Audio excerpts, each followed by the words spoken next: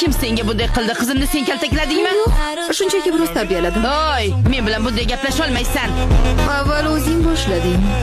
Sen kimsan o'zi? Bu ayolni zo'ravonlik uchun sudga bermoqchiman. Men ham. Onasini ko'rib qizini ol. Unda men ham ularni sudga beraman. Avval meni turtkilashdi, keyin qo'limni tortib olishdi. Voy, bolalar o'rtasida bunday hazillar bo'lib turadi. Lekin mana bu xonimcha oralarga kirib qizlarimizni urgan. Ularni uyda yaxshi tarbiya ko'rmagan deb o'ylagandim.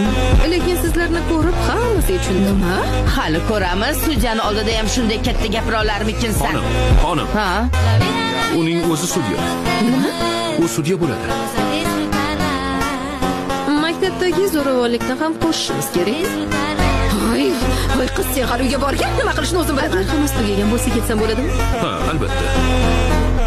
Boshqa uchrashib qolmaymiz degan umiddaman, qizlar.